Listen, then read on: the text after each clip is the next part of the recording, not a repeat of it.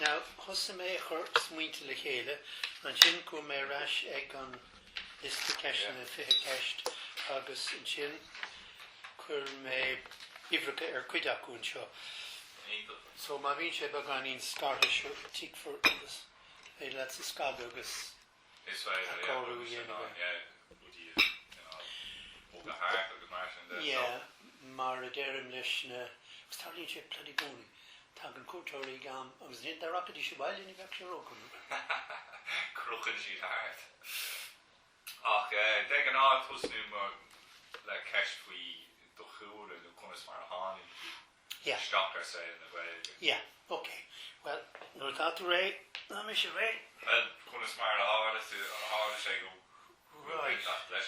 Yeah, sin ceist na múin agus in seoir bit cén fá. So ná man dásan me sin níos in sna tahadaí agus na Gaeilge. Bhí an tatan séir an am frith-Ghaeilge ó héad na teanga go háirithe. Bhí an cinál meon I le múinteoir na hÉireann ná gur gram leisciúil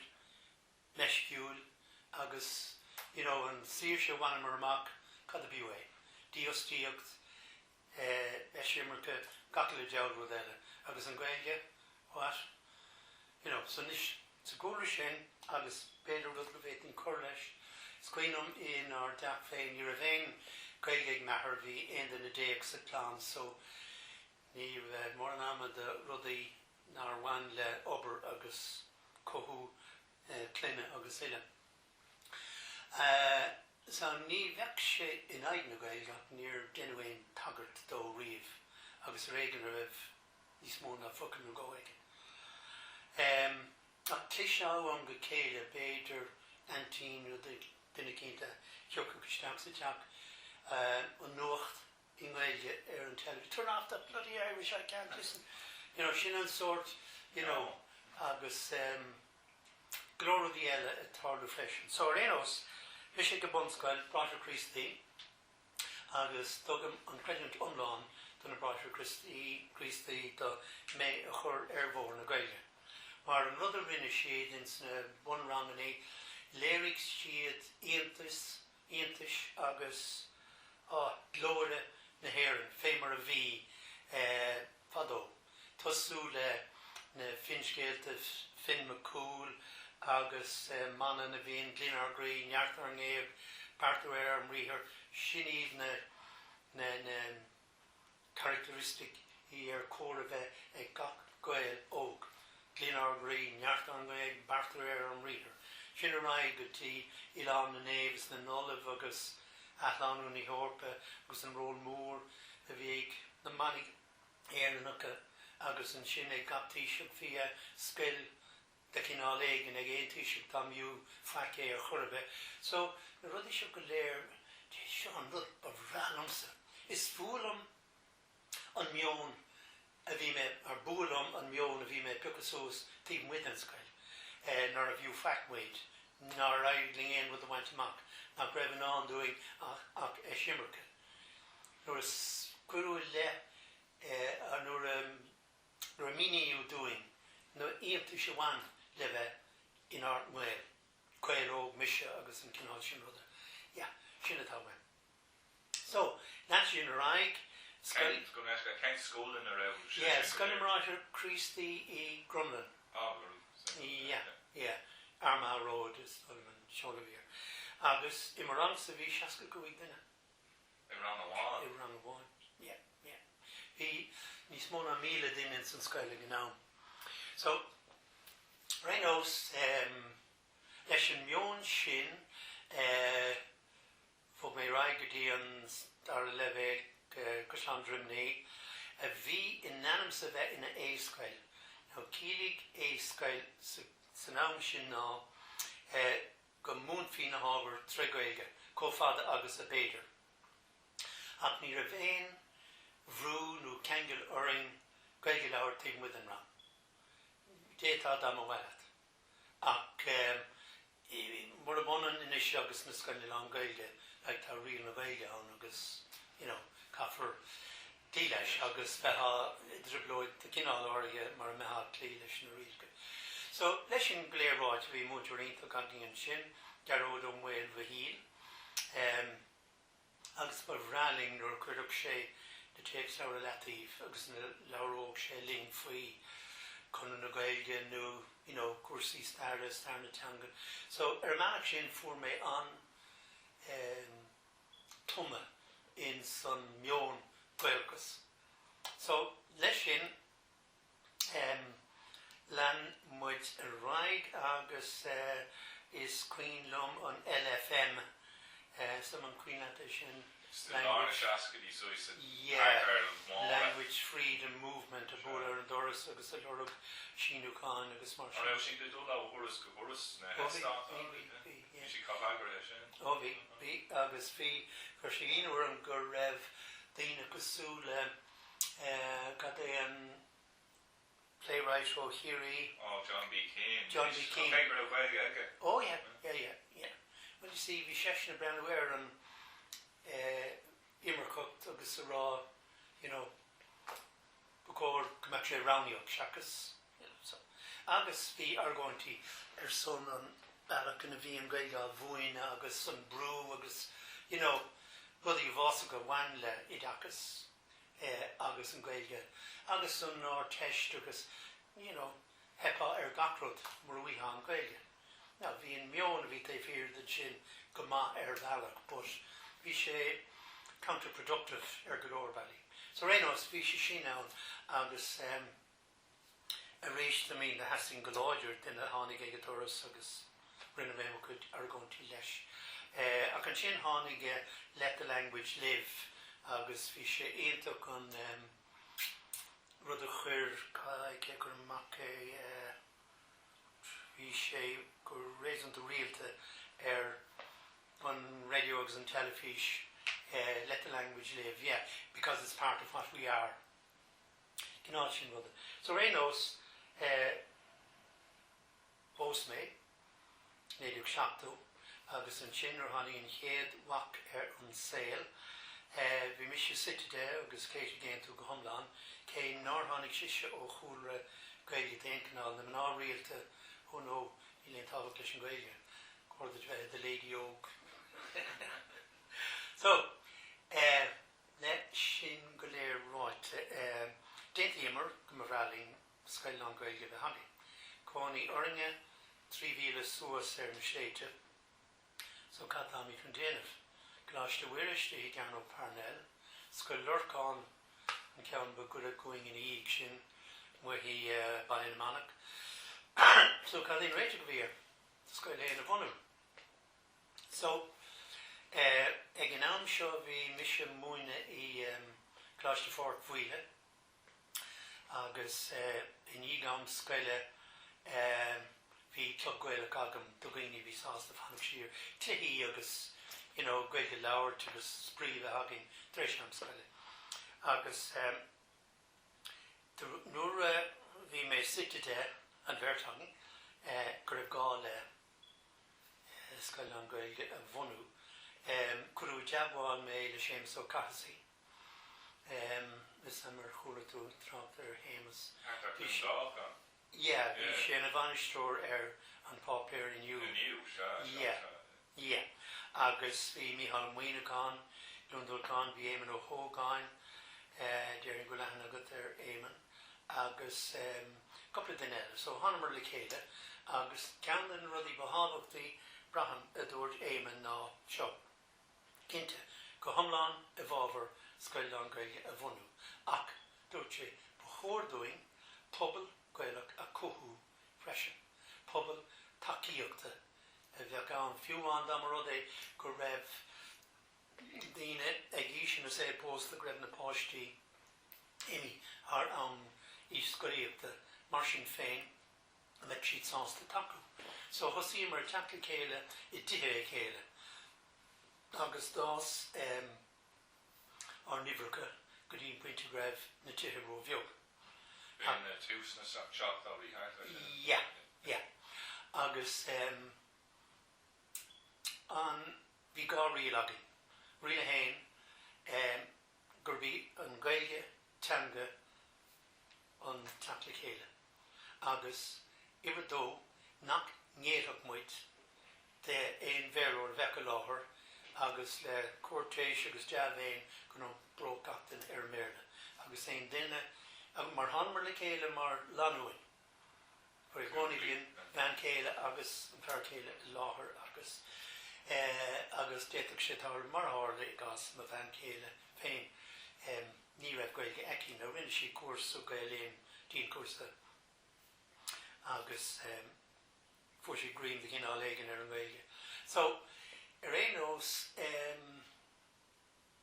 tháinig sé go dtíon pointe go raibh an na tithe róbheog. So, bhuail mar suas ag an Green Isle, leir géamar seomra, do go an seomra doing, agus idir ceol, óráníocht, scéalaíocht, agus ag pointeára I lárna híthe bhí ag misisiúma ceann síomsíocht déirthing. Carde is muide grúpa a gíire an Gaeilge a lánú, agus do go mid cuireadí bhanis an chéad chuig nóméid eile. Ag ceapal in féin in ar measc go an bhéle marmh agus go an Gaeilge bio, agus bé méid Gaeilge tagad baint I úsáid. So, Dair le sin, dair go maiis, mí mar me, ag den achar mahagad nó, how would you say, can I have a pint please? You're on Gaeilge dóibh. So, yeah, bhí si de fólam, agus dréir céile an sin bhíní mar gur bhíon spruc a bhí agin ná, bus go lán-Ghaeilge bhunam. So, nuair tháinig sé go déir na bliana, bhí look lenúna réasú de rialta agin mar bhí an ceolann. Rúd seachtainú lei sin. Seachtainú, captóniach. In san winter garden thug sé there in san Green Isle.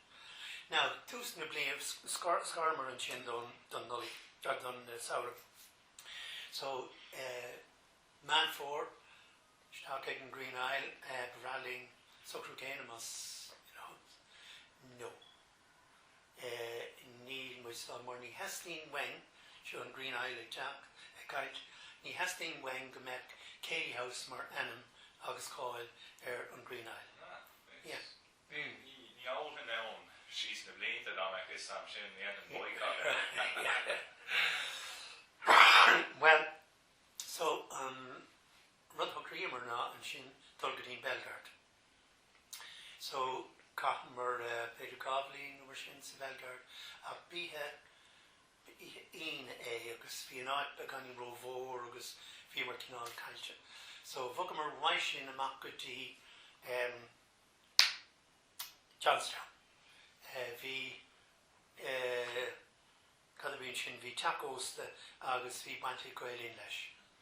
Agus an sin thug sé sin rint daoine eile ar bord nuair go cíán an nás na rí, don Rígáin ó Ráth Cúil, agus bhí sé treacht ag an pointe inis go raibh gá díreú ar an bríomhsprúc sé sin scoile bhunam.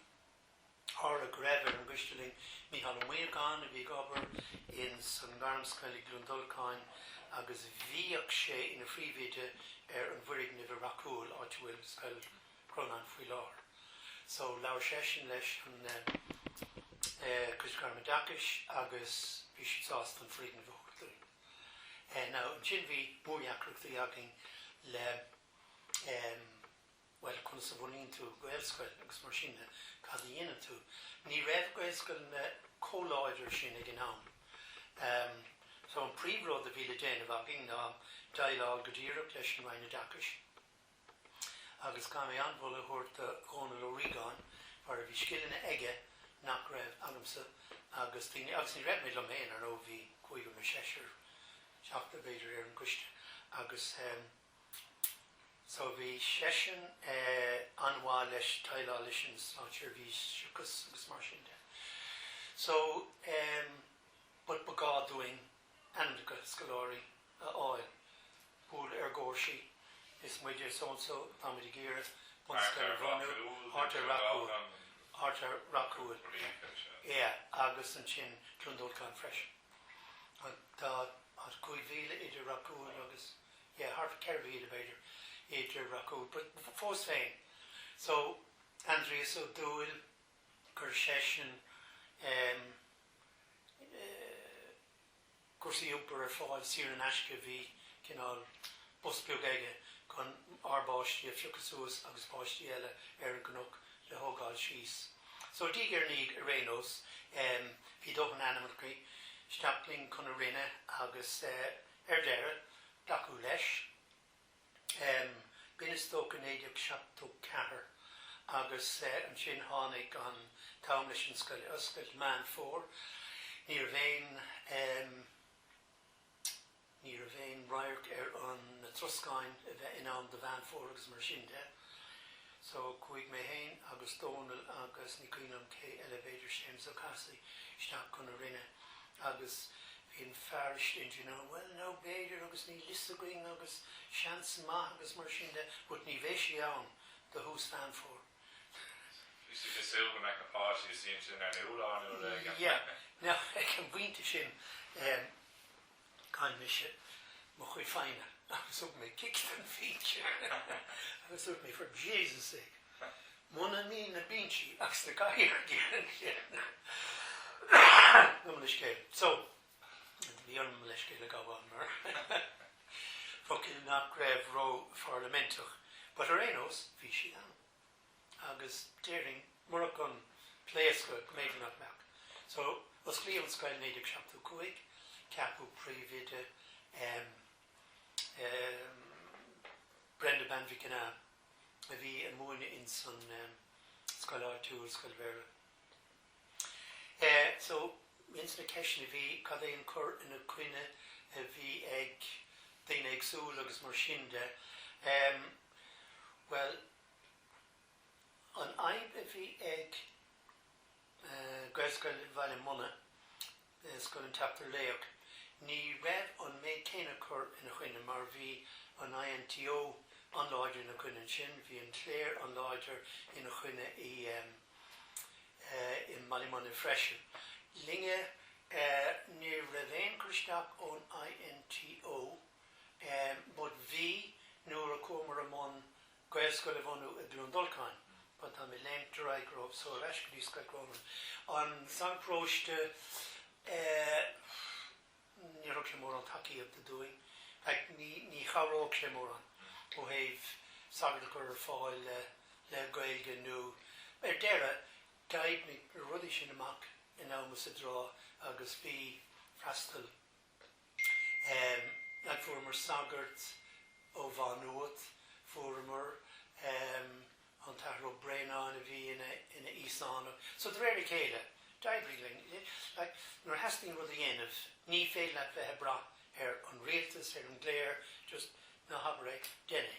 So bhín fuineh agus son agus a réiste gcónaí rinne mar iireacht a chéintú nach obair na bhar a bhí an seo ag bhí an lanú pósta go, a gcónaí go bhada agus a béidir. So, anyway, Scoil Chrónáin, seachtó cuaig, bhunaitheoirí, agus bhí an teoir, nó luightú múinteoirí. Bhí beartar an Sean Walsh fin na fáil, gur smaoin bhar an fearú fin na Gaeilge. Tá sé i gúil na cín agam, beidir go dúcha sé thugam. But, so bhí siad san takeúil, but like near Gaeilgeoirí iad agus bhealach is cuinnam don oscailt tugu cuide dóibh ach tháinig an cuide beganín dearnach. Agus thóg sí rac is muidir na daoine is tábhacht daon san rud seo agus bacórga me cuide agus fógra seachtainna ar a leid agaí. That's more like a order. Oh yeah. Nor here, like ní an sinach,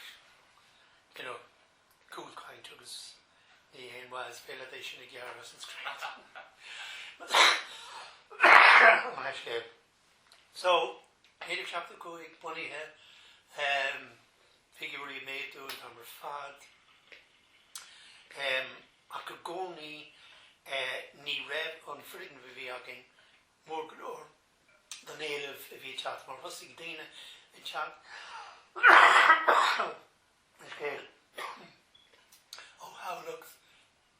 Proinnsias Ó, Násnarí, so Gomer among factish leis an raim agus for she'd sieve doing they've here the green oak and shin they've here the Colamber so Baile will do her all is free Cool mate we sure Lanchi Raggy fan and Lean Gaeilge in a chun agus quite in her going to be Aku vi bonus low or humpla vina bosha cool galore agus abert gref crinu dishmahori in the game to thingy park to agus them a gal brigado to tina nu or car so I mean vi bonus lishins Renos Tansi full sound false full of yeah so but let me fair all to Déanann Proinnsias Chilliain agus friggin tír cool agus Gaeilge rodelle that are notice we should go there so ni but da me geen reshoor so heeft strakkel agus she don't read on this are similar no the doors you've been a long and she kind of roll in a viac or she's mar can I look talky well she non tradition of bhunaitheoirí egentus go mech an dá fartí but just get it cúrsaí on nu so here is in across no it's just about my garden yeah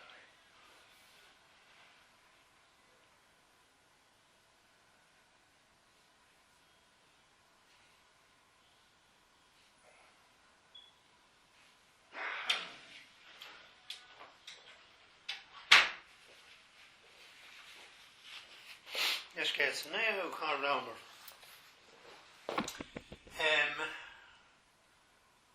Now, could the guest from Frina Lanoy. Yeah, well, V Egentus now, Le Gacrod, Lanin with the Amakogus, but did Virog or Warshishin Garev, Veptaki, Numerake, Longagoni. So, yeah, so Vishe. Ní raibh sé beidir cólárnach agus a bhí nuair a bhímar in our group raising the beag agus chintímar go mbeadh mar an céile I láthair a gcónaí leis. Ba eastan smaoine a bheith.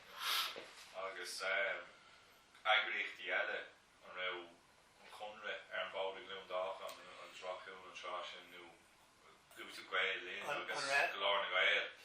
Raibh chunra na Gaeilge agus an agríocht eile Gaeilge ní raibh agus an téanna de déiring faoi caint le Harbour Séamus ó Cúrsaí in Jobh agus an sin an cógáil agus chun na Gaeilge agus an dramel an cór an múinteoir no sin rud eile fad na hagríochtaí Gaeilge clóna na éil freisin well no Gaeilge agus bhí aníos agus Martin de agus bhí Séamus ag gin seach sin agus dúirt mé Séamus uairháil Séamus listen níl me sé gur éimeinte bheith hagan aon ceann den na hagríochtaí ní héanaach naon tíim den na gospóirí na bhaoine but an spruchatá rómsa mar chuine ná má faiste féin ní héanmhá bheiste leo son agus the cargo leis an rialtas faoin an rud nachhuiil an rialtas a déanamh agus mar sin de fearmsa díú ar baiste féin agus é sin orbert so déanann sé lom ná ar nó bhí baint aige leo go léir agus bhí cúis agus gáil sin agus but just comparison de forbert faiste féin agus na bhí róháilte bulletí na Gaeilge achrún op beire I mean bhí dún na lúbhlí ann agus sin na gargóint le dún na mórán faoi Uachtarán up there an go caidirh agus fuineh chumú le rudí an gcineáil dún le héadsa ní marrán nach raibh féin agus cúis agus Gaeilge rud eile ag na hagríochtaí go léir bhí but comparison to Misha Gira Gaeilge agus bhí me géir mo chláán thógáil le Gaeilge agus Wexmór le Díanad Lóide níor leabhar Sinna den a páistí béle lom riomh. Ní de bhar rial, ní de bhar fatias. It's just, well, dúra mé sampla léróig an rud. Lámháin bhí mé bhfuil le colm an duine sóige. Pe rud a rinne sé bhí mé tuairteach dó I Gaeilge agus I lár mo chuid chearáin cach mé isteach lehabart béle. Well, donsig sé mé. Cé fábhfuil as a gghear béle lucht. So, gur sé sin deire le mo ábhar gearáin. Agus rám héin in íag tan ca búte. Strátéis maithe gaite. Oh, yeah. Bhí sé cliste go leir in sin bhaibh sin a réitú. So, now, cá rámar, so, yeah, I was just here an bhainte sin. Éintach go marn sin mar a ggéine go labhraíonn an cúigar fáiste dagan. Labhraíonn siad Gaeilge atar hain. Déirling nó go cúig fan géad an am. Déirling cé fan géad an am le rúraí agus an gudéil acu session an duine sinna. Agus tána cálíní an díad gur siad freisin. Ná na garfáistí díreach mar a ggéine. Is Gaeilge bháin. Yeah, an seo gCluain an téana post an mhuió gur siise de gua irí hain na páistí a hógáil go scail bhí díreach an bhunaitheoirí I méil an á I gon the mhuió cónaí ar siúdaí Baile sin Foxford, so it's thuras gach lá but rinne siad agus gráinún seo tá gCluain osraí ann agus ruairi bhí session in na bhunaisteoir gCluain násnaí tam fada agus one second no Baile Cúmín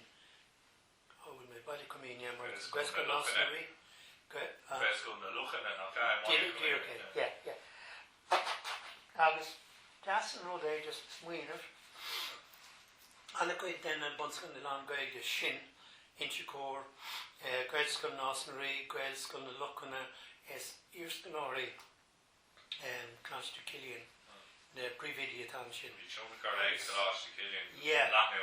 Rud a leithneó amach sa gceann The V, all right, yeah. Agus má dhéanaan muid so má anan muid Coláiste Chilliain a tamlín Cána conas bunniú sin. Well, higamar on forbert bhí a dhéanamh scoil Chrónáin agus go mála sin agus ní féidir an creidú de thuirta glíomhmuid muid a Chrónáin ar an féin. Ní étá an mulla umláin a thuirta ó budéiring gur thionchar aige aber an misneach agus an sppraga a thuirta winter hálachta agus winter Kildrehead scoil Gaeilge agus winter Inchicóir gur Dahannig Bula sin, yeah, the V agus bunny o good scoilne. So muidir branwer sin I rang cúig the scoil Chrónáin agus muidir contusa géir the scoil le beir gabli in 3 bliana gáil iarbhunscoil. So bhí sé seo a bhaid níos éasca ná mar a bhí bunú na bunscoile.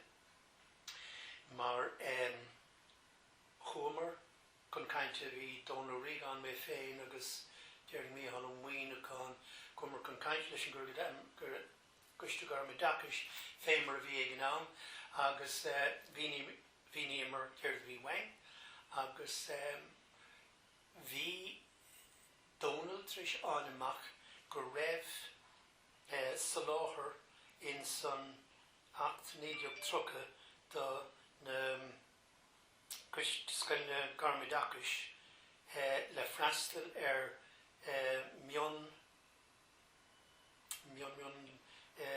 minor interest groups. Bhí sé sin a díú ar na protestúnig dá gá, so bhí mar an cuid sin den acht gur féhráid na cuiste agus dúirt yeah, okay, right. So ní raibh sé roiisce a gcead áil chuig siad son chun a rinne agus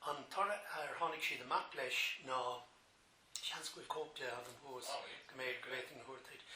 An tora bhí ar an taide a rinne siad ná ní hamháin nach raibh éon bhí buntáiste leis ach go raibh buntáistí agus listigh siad go dtí na buntáistí. Ibar a hain greater, flexible in concepts, greater I'm a good barely temper impression. Cognitive ability. Cognitive ability, agus conceptual manipulation, agus mar sin de. So, nuair a tháinig siad amach leis sin, níor chreid siad torthaí a go torthaí féin. So rinne siad a ríiste. Agus tháinig siad a ríist suas leis an torthaí céine. Now, bhí conílacha baint leis sin, ibar a hain caithfeadh na tuismóthirí bheith go hiomlán taobh hirirde an bhirt acu. Mar híá si bli galore, ní agróg sé dá meach an tahar rá, shouldn't be wasting your bloody time with that French, that kind of dhéanamh sé sin den fáiste. So cá an bhirt tuismóir a bheith takeúil go hiomlán, caithfeadh an scaile bheith go maith, agus caithfeadh an dígra sé bheith ag na múinteoirí chuna cinú go naibróg leis an rudse. So rénos, dúirt siad, okay, so well beidir go naibríonn sé in san síomh agus an cóhéags ina bhfuil muid féin an seo cáimid é chriáil é síomh eile. Féimar thóra, ins na seascadaí, bhíon rud céine tarlú san Africans agus Baile agus an rud céine. Rinne siad an taide céine an sin, torthaí céine, greater cognitive flexibility, greater ability to handle different concepts at different times than the monolinguals. Agus bhí couple of difríochs. Ceann bhád in a difríochtaí ná gur bhraith múinteoir na Hafraice has go raibh cúlú ann leis na páistí ar feadh sé bhí. A cúlúach sa bhí siad istíoth ar an teanga bíag sé Baile nó Africans gur léim siad a raibh chun tosaigh gcónaí. Now, ag mis sé sin fríteara le daoine a fuaireamar ó scaile na Baile a tháinig Cúil. Daoine a bhí cumasach. Ach an is bhí siad a síomh le daoine a bhí trisbheith ag scail lán-Ghaeilge. Ní raibh an Gaeilge ar dhuine acu mar scail Baile.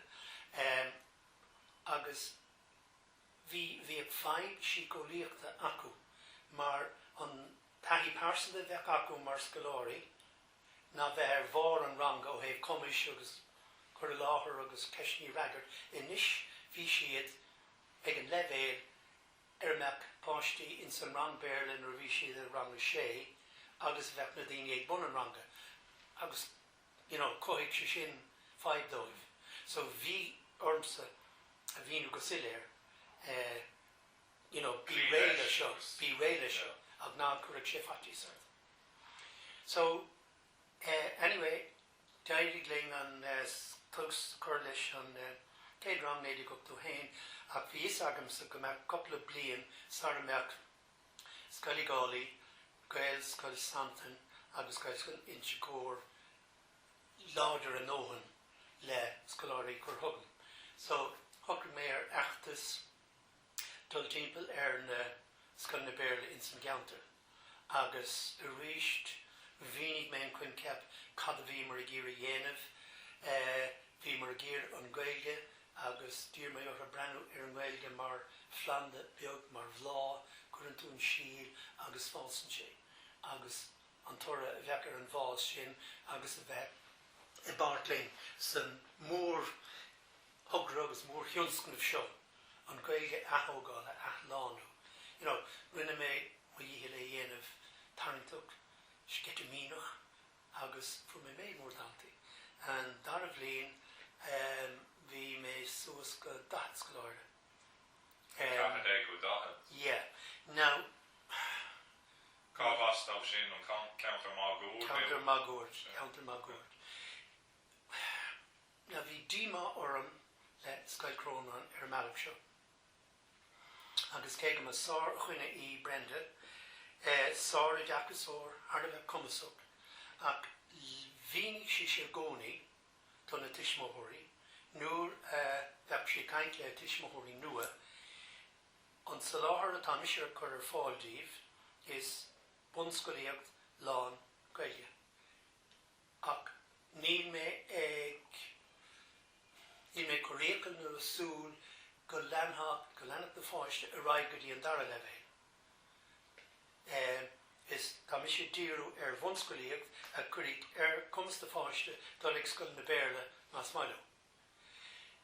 Now, bhreath misir go mar lige é sin in san rud ar fad bucóir go mbeidh go léir ar éon Cluain faoi an athlánú an réimú seo agus go ní féidir a cóla gur a gcuine.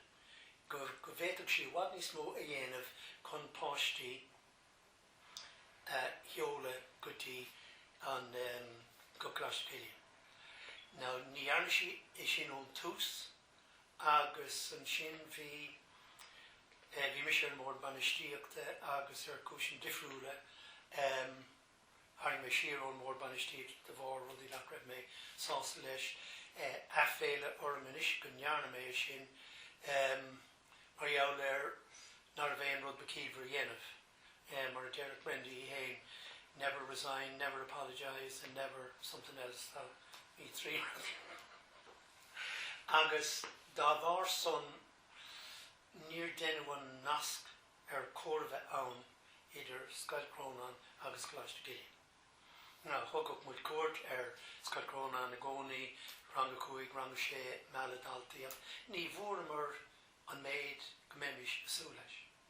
So we can have a shashar and yeah, dul ar mus an seascaní ó Ráth Cúil.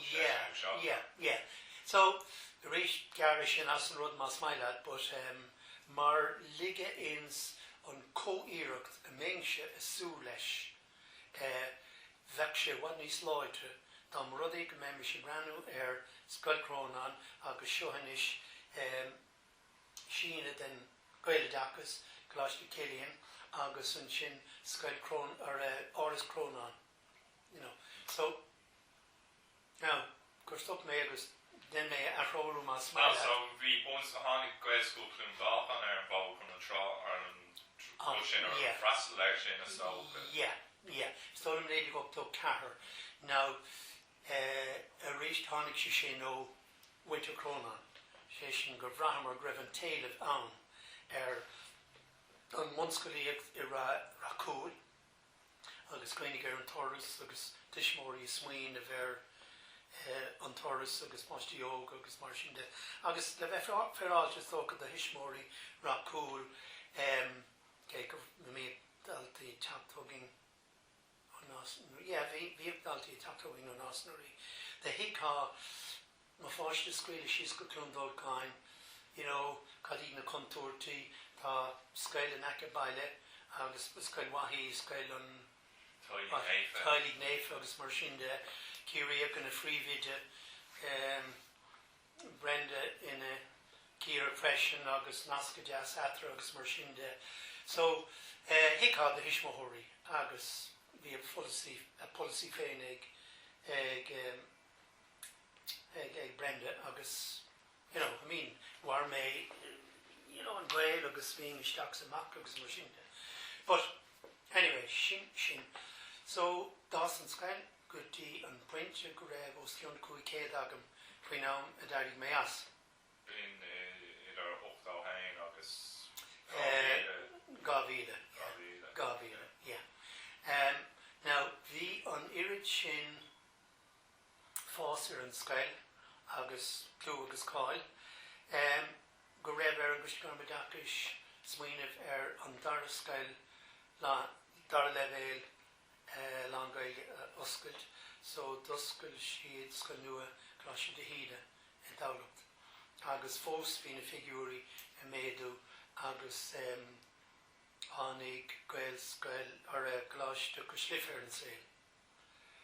So a breanú siar ar an rud ar fad comparisonta tá plán tóca le Gaeilge agam tá sí dílis na Gaeilge ní raibh orm éon bhrú a chur or a riomh just tar an tain rud agus tá sí seo simúil Péidir de Smóirí a bheith smaoinemh ar an gclán thógáil le Gaeilge go háirithe má tá Gaeilge den bháin agus níl Gaeilge cin duine eile.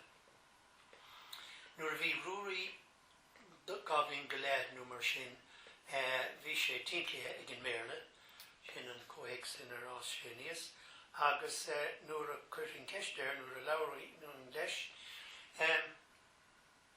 treigróg sé méarla mé. Ceann cad dhéanamh tú.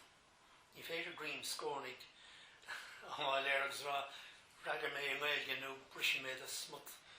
Ní féidir. So bhí sé sin ina fáib agam, agus leabhar mé le tangólí Darvanam Diarmid, ní Diarmid ó Driscoll, but fear bhí sé mún na in Gaeilín ar na cúrsaí. Féidir múinteoir anmanis. An cóirlachar sé sin orm ná seo, smuoinnig mar seo, leis an páiste bhaid níos mó béarla ná Gaeilge. Cuirtas a ceisteir, tugann sé freighreadat. Agus go fada agus a bhaineann sé le intin an fáiste, sin an cummarsáid ar bun. Tugann sé freighreadat, tá aige go dtígann tus an freighre, mar clisin sé thuail leabhar béarla leis na cúrsaí agus mar sin. So, an rud a dhéanais tú ar sé sin ná, aber cad é sin? Cad dúirt tú?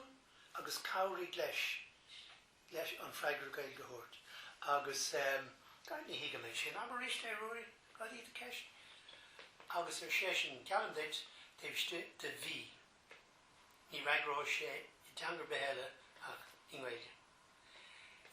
Ní thug sé an meon ná, thug sé caicíos. Páistes a sé géirí a hen chur anúil. Yeah. So agus mar an ggéine le Cliain, le Gráine, le Colm agus le Derbe. Díreach an rud céine. So is dónn gur puinte ólis an tábhachtach é sin do Gaeilge tá smaoine fear páistí thógáil le Gaeilge. Mar a bhín ag míonú do gantaí Coláiste Chilliain is bulí mór í an teanga mór. Gan teanga mór cá seo béarla, gcóin í brú an teangail as an slí. Mar hAilín sé nuair a bhín tú Beidir mun ranga. Now what's that in English? Tá si do gcóin í gíire. Fileir an méarla. Yeah, mar si an béarla an rud láidir istí hunta, agus an béarla chur bachar réim teanga eile chur isteach. So, réinach sin African spóide eile. So, sin rud tábhachtach daon tuismóir agus múinteoir an páiste thógáil le Gaeilge. Agus Coláiste Chilliain luú dacrocht amháin an sin an béarla bríomh isteach ar aon dacrochtaí eile. Well, nú na mar dacrochtaí céim. Well, réitímar feidh an bhéarla ar cúpla slí, ibre hain, fuairn a bhí bíntach tiomnithe, go háirí ag an tús, bhí mar go léir splódrach agus go léir lán dhíthris agus ile. Agus an darúlan sin ná riail na Gaeilge. An riail na Gaeilge a bhí angaithe, bhí sé láidir. Ach fós fé lenne sin rá bhí sé tuiscinach agus bhíoch cén Gaeilge cóbhá leis.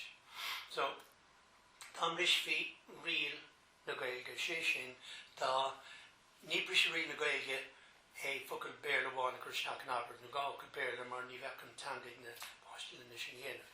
Ach Albert umlán as béarla. So, tá bishop múinteoir ní raibh ceadaigh daltaí scethe ar gcuinéile, but I bhuisteach éisteach bhuntóra tá bishop siad Albert umlán as béarla chuir fí thugam san duine. Hín an dalta síos agus déireann rocking thread tígan dúcharscoil an Gaeilge seo, tígam go bhfuil tú déine agus go nhéanann tú dearmad agus níocht tú botún agus mar sin de. Ach muna míon policy láidir agus mín éime seo an dalta, muna míon policy láidir an Gaeilge tá an tugra ar fad a gcontúirt. Mar tá béarla chomh láidir. Tá ceol méarla, an television méarla, an radio méarla, tá béarla timpeair. Caithfidh muide a bheith daingean agus seasamh a thógáil. Now má higann an páiste é sin. Agus má deireadh ní pinós é seo. is cuidú é chun an smaoinemh a múinteoir i dheansa go bhfuil dúshlán agad, go bhfuil tú páirteach a réim na Gaeilge agus gur gá bheith i haidú láidir. Now, leis sin go léir ráite, tá mé gléoch ar de hismóirí agus gur a thuair dóibh teachtasteach. Agus íon síos leis an tismóir agus nó tismóirí agus a ríist an rud a bhéimú. An tábhacht atá le scoil cóbeog agus an contúirte bheith ann go ditach an tón a scaciil a rud. So, tá darlóg sé an dara uair bheith ar an tismóir agus an dalta búla caithíreach an bhór banistíochta. Tá darlóg sé an 3 uair agus bhí sé seo réifhocraí agam leis an príomhhéadmhaigh an Christián Medachis go dteochach sesin trasna chun na scoile. Now bhí sé sin láidir, ní dóim go bhéh éis sin dhéanamh inis, but anyway, agus ní raibhing duine bheith dhíobhar as an scoil de bhór an bhéirle. So, mar chuireadh a gcónaí má higan an dalta. Ní pinos seo ar bhaile pinos, is pinos é I dróis go digfar. Now sin dúirbar sé raibh go dtí forbairt inmheanach. Now céalaigh sé sin go manfií as do go ranganíú agus bí cinál hala beag idir ní hala pasáiste beag idir an pasáiste dul ar braid agus mo ifiicsa. So dating dalta gur tin muid a gur smifice láthróg na múinteoirí ó bhíonn dóibh agus hiiceach an dalta go bhfuil sé bainte as an cólódar atá géar an Gaeilge orbar agus churraig agus gur féileis dul reis an ládar John fad is benéistin sé le mo chórá agus mo chóir agus cacill rud eile agus bí man cardú agus an bhultach agus I dros nach néanana tú misisiú an dalta bhriste. So, leis an policy sin agus rud eile is dóilm a cabhraigh go mór le forbairt cáil an Coláiste ná go raibh sé mar bhun principle go mbeadh an cheol a gcónaí mar chuid in idirgus. So, gapáiste a hagcasteach bheith ar an Dolcáin ólam in lína héin. Agus an sin bugad raig go dtí banjo, fiddle, concertina agus na thuirsaí eile. Agus de réim ar racha raig go dtí bliana dó mí tá daoine áirithe nachmach cumas sin an ceol acu. So bhunaí mar an dá réimse amach na daltaí go léir agus just na blianta tosaigh a fórum na thuirsaí éagsúla. Bheith tréimhse cultúrtha acu son agus bheith rudí eile agrithe dóibh siúd a bhain le cultúr na Gaeilge. I dros na bheith sí fácar lár, but íon luchtach a son nach raibh cumas ceol acu. So bhí mar an ánéis sin íonas na blianta tosaigh. So dar deoch agus tróna díordaíon an lág méoch tróna ceol. Táling a ríis raibh teampaging ar ceoltóirí sa counter a hagcasteach díghí ar lán Fort Hampshire. Agus tá deoch isteach in san Coláiste de réim mar a orbar sé tróna díordaíon just ciseach ceol teachtú gachhaid. Agus táling I gcónaí mímis ná na múinteoirí ceola áil. De réim mar a dorbar an Coláiste bhí orring ceola bhuine ar bhain Ashtanington na ranganí. So céalaigh sé ag búla na méarna gin go bhhéit mis seaca ceoltóir gur bunda éonóáid. So legus dólam like bu cinál suhantas na scoile an ceol. Yeah, like go raibh seo mar chuid. Now han sin le tismóirí agus cabhail sé sin le tóra chur ar an idirgus Gaeilge. Yeah, so insna hochtúdaí bhí gar siar an a bhór agus ar gaciil scoil. Agus bhí ar scoilina, an clárama a gceorú, but agus bhíhas a chur brúharinge an ceol. Yeah, well, she is on Coláiste Chilliain in a monastery Uringe. Ní raibh an dír gagging leis an raim. She no have panistún na scaile agus mar sin de, but bhí si de gíre Uring Airias an geol. But the hasmar láidir, no, it's come a cad a hAilín, Gaeilge eat anacuid rudí, but ní Gaeilge eat an geol. So níor eile se bhach an bhód agus fusnaí na ciúla seo dach the baint. Yeah, dír okay. It's Cluain an príomh-Ifigach agus leathádóir nó an príomh ar an Ifigach táneiste anig an bhirteach go trasna agus bhínig siad dom ní héadí síos dan siad an seasta. Má caitheann tusa pingear be os cion an bhuiséad begort é thógáil as na fócail é. So mun bhfuil an tairgid the focus a beg Uringe íachas. So like bhí sé an láidir gearr siú. Been our angle breise. Yeah. It does hard sport new angle breise. Yeah, angle. Fuair tú méidáirí airgid bhí ar fanna taobhstéad an bhuiséad. Now, leis sin ráite gaithme rá go raibh an Coláiste Chilliain harbheith tacu. Aon tú ginnta tacu. Sa bhéidir gur dahan siad agus bhí si bródú as forbert Coláiste Chilliain agus bhí si lántáiste scail Coláiste dhíth a bhunú agus an sin Coláiste Chilliain agus in níos mbliana is dóilm go siad gCluain bhunscoil lán-Ghaeilge is sagart. Sra gweilscoil léir. Yeah, rís fé cuimir Coláiste Chilliain well is ETB tá an issue. Yeah.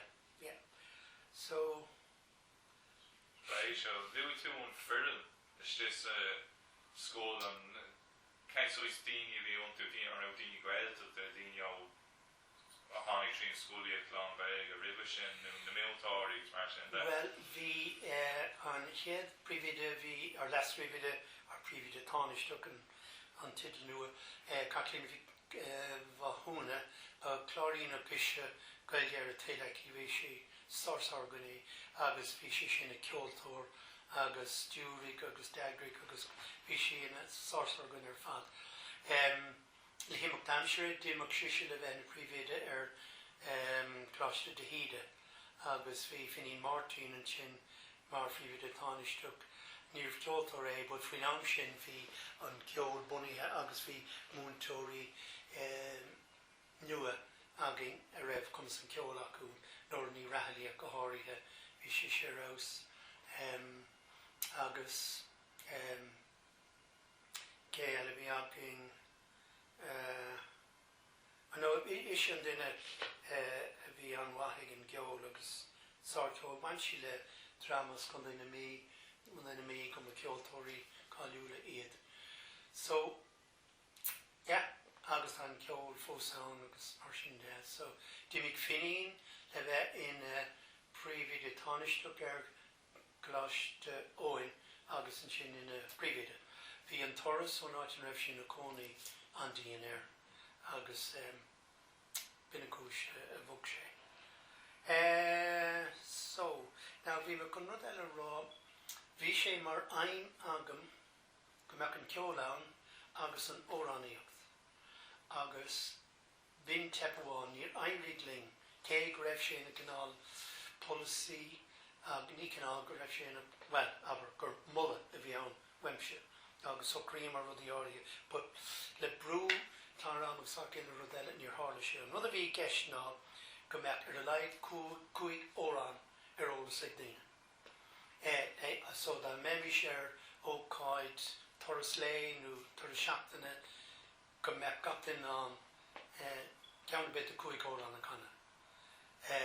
Kind of órán. Well, órán in Gaeilge, you know, like the bheadh go sé Baile trasna down to séimeléach mu dína mar na cinn sin na bheadh, you know, iúnach de slua óráníocht. Yeah. So, no. So, níor aimrígla sin ar cúiséigean, you know, agus is trúé. mar bheap sé go má bhíoh sé aginge sa bhunaitheoirí agus beidir go sin níos éascin sa bhunaitheoirí óráin bhúna. Tá cín sé in san lán-Ghaeilge tá mé múna faoi láthair níl commas óráníochta agamsa. So conas a bhí mé chun óráin bhúna tá gá órán múinte agam dóibh órá sé a bheithehile agus sé mo léach. Agus an pleanachar tháinig mé suas leis dír mé minín gráine a bhfuil go ionach aici an dá óráin sin a chur hafadam. So tá siad mo fón fuair me ísocht córas médaithe ó mo bhac gur bhéile mo fón a chur isteachinn san rud seo agus dúma sé fuam anmha. So fócan an órán clóscríofa tucadóibh in san rang agus té tríd míú ní ró bhion, but míú réad go dtí siad caite ann agus bhíon versa ní versa té gur bon. Right. So deire daiglum agus go éon cumas ceann iad chur a ganna. So tá na rang sin a leanú de raig ní na nullah té go raibh mis rá ar chu sin ceistúm an chans go meach na rang sin a leanú de raig, mar bhí gairí go mála gosh, we just look, we put in a good word for you, you know. Reino's Mariana Greven here chin Dolcáin Déanamh Proinnsias agus mar sin gur mé right den mi dé registration nullah go sesiún it's just bhfuil sé deacair nuair thatú up dó hain go leith gur canis sé deacair úr go leith múinteoir a dhéanamh. Sin a méid dhéanamh tú úr go leith sin go leir. Sin go leir, tá sé fada. Ní níl sé roiacair rang that nóméid.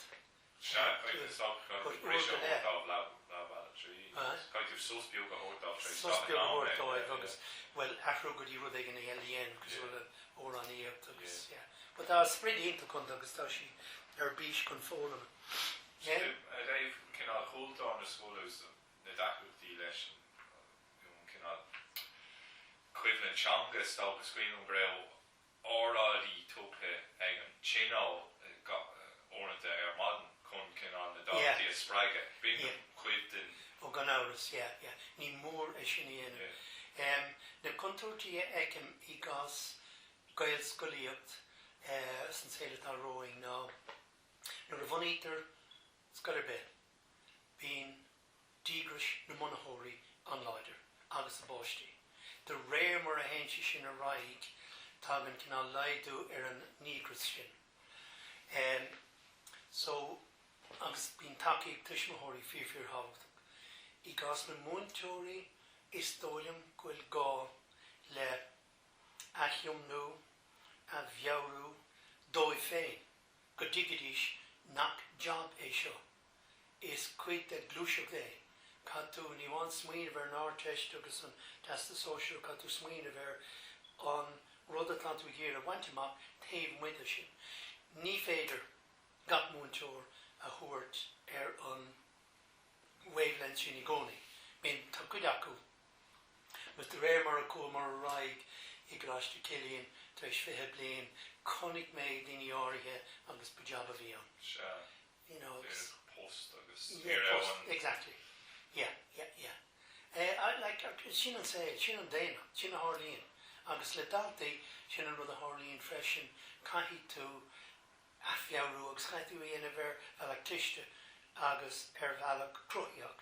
Má leanann tú raig leis an you know, Port Céine, like tá si cosúla dul ar affran, like ní éiscin tú. Yeah, you know, mar bhfuil sé an so cá sé bheith difriú. Na tá scoilne an bhá faoi láthair ar go leor bailí. Ach I rint scoilne eile thug mé faoi deara cinál fimíntocht agus cúrsaí agus mar hampla nuair a thosaigh gráine múine I scoil dar le bhéil Gaeilge. An rud a chur uafásúirí I gcompráid leis an rud a tuisiúg sí. Bhí sé múna scoil Santan a bheit scail. Nas ní scoil Santan ach Coláiste de Híde. An nuair a bhog sí scoileann agus ní luhí mé an scoil. Ní raibh na múinteoirí le Gaeilge na meascléin. Is Sean Reform? Is Sean Reform? No. Sin fimíntocht, yeah. Oh, yeah. I mean, tá ís cailte acu. Más mar sin atá sé. Mar le de ampla na an rud an lá seo dúirtáin ilum. Lá saorige mí bealtain is tóca agus fuinneoga an Gníomhaire Oscailt tátaí tíbh me agus disití sin béir le teachtónmhern. Yeah, so when she's lamal she's an fuinneoga. Múinteoir bhíontaí, but like cushion cash, like an scoil lán-Ghaeilge with new catar bhunaitheoirí. So, you know, tá sé sin a táú is scoilna eile níl an, you know, can't do bheith láidir, can't do bheith chumada, can't do bheith har bheith dígra sin. Muine sin beir leis an bríomhéile, like tá rá lánach ag bríomhéile leis sin a chothú an cultá sin a chothú nach Yeah. Now, beidir nach rud é seo an seoha, but bhí uafásorm nuair up me faoi deara, príomhéile Coláiste an chunda seo, bhí sé an NAPD, sin the National Association of Principals and Deputy Principals. Malachéine is a bhí Tomás O'Shea Ráth Cúil. Now, Chilliain sin, cumach an príomhéile, as láthar, go hána vinnig. Gnó, ceadathe, ifigiúil. Now, tá sé sin áráit más tas go béir agad agus má tá príomhéile táinisteach an láidir agad, but is scoil lán-Ghaeilge. Sorry. Oh yeah, I mean, what I mean. You know, I mean, ní féidir leis an príomhéile táinisteach bheithna príomhéile. You know, I mean, in our Nintin Branimi they're going agus rolling exúil agus mar sin de. But my Déanann príomhéile táinisteach rud ag an leat, yeah, kind of talk to the leis, but sorry, you're not the príomhéile. You know, so bhí uafása ná tá deire leis sin bheith le dia agus is fear maithe agus taníonn sin agus mar sin de tugann faoi deara a rís áfuil sé geisio mar bhfuil sé díomhar. Nach mín an dígra céine ach ag fíormheagán múinteoirí gur canteoirí dúchasach iad. Mar nach raithann siad an folúntas nó an, you know, an rud a bhaineann le duine nach bhfuil an Gaeilge aige nó eici. You know, it's rud é. Yeah, díreach é, like it's rud náútha é. So, gcónaí thug mé sin faoi deara go gaiigh tú bheith cuaireamach den duine ostíonn tú le go dtigann siad an díograis gá bheith agat is go lán-Ghaeilge mar ní gná job múinteoireachta é. Tá rud breise anna gcónaí mar bhí mar rá. Agus bram tú go bhéh sin ceannas na rugaí a aithrí an tar ann nó a dachrí. Hús na glúiseach Yeah. Agus, well, a gcónaí is dóilm is saoil éon rud, tosíonn tú, téann tú ag an Cliath seo agus an sin an trána bhéin súil go méidir. You know, mar is cinnte gúil an saoil aithrí go mór. Nuair a bhíoh ormsa dul ag an ospidéal nó ran ó Rialtais, your name please, Proinnsias Ó. Yeah, what's that in English? He hard she should read it. Jack and Fogel, dear okay. It's fear on it. A curtain castor on ish. And what's that in English? We were all wondering what there's some need me ro kinta agus near Churme and Cash Reeve. A clevet McCon to the Brannig May and Voklower, agus Brannig Mayor hAilín, agus for me 3 hAilín. hAilín, beautiful, a rock, or a pet. So, thought me there in low. Now, Mr. Beautiful, Mr. Pet, or Mr. Rock. I know it's down about that. Yeah. You know, so just mugging in it. You see, it's in Nintin and Gaeilge, it's Masla A and Keshtakur. What's that in English? Well, ní Merle tá gaiisteach go bhfuil an cinál Gaeilge where gibberish nach Yeah. a bit leis an oiréile. Dear day. What's the English for Luan?